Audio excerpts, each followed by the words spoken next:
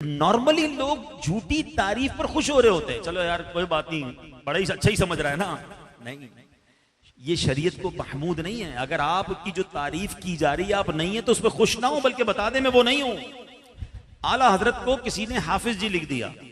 आला हजरत कहते हैं लोग मेरे बारे में इतना अच्छा गुमान रखते हैं कि मैं हाफिज हूं। तो आला हजरत वो सिलेक्टेड पर्सनैलिटी है कि आपने पता है कुरान कैसे याद किया। रमजान का महीना था, अब ईशा के वजू से लेकर ईशा की जमात के दरमियान जितना वक्त होता है ना, एक पारे की तिलावत करते थे और वो पारा याद कर लेते थे। और एक रिवायत के मुताबिक उसी दिन वो पारा सुना भी दिया करते थे नमाज के अंदर। 30 दिन रमजान के गुजरे, आप हाफिज कुरान बन चुके थे। ये फोटोजेनिक मेमोरी आला हजरत के पास थी कि आला हजरत खुद फरमाते कि मैं किसी भी किताब को एक बार पढ़ लूं, अब उसका जो एक एक वर्ड है वो मेरे दिमाग में महफूज हो जाता है।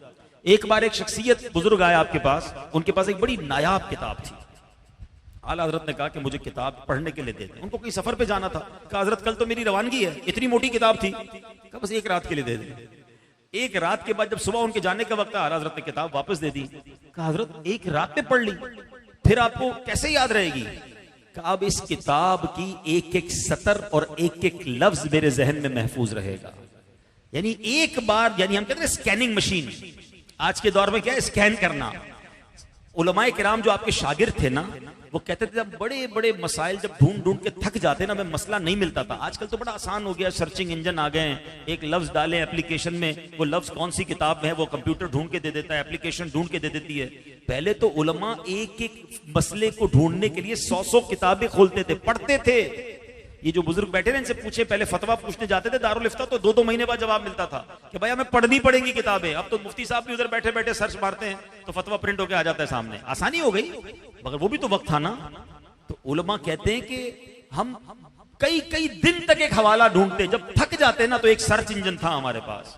हम आला हजरत की बारगाह में जाते, कहते हुजूर ये मसला नहीं मिल रहा है। आला हजरत पता ये ना कहते थे कि फतावा आलमगीरी में जाके देख लो, कहते फतावा आलमगीरी जिल्द 3 सफा नंबर 12 सफा 70 नंबर 3 पर जाकर मसला देख लो। और कहते जो आला हजरत फरमाते हम वो किताब खोलते, उसी सफे पर उसी जगह पर वो मसला लिखा होता।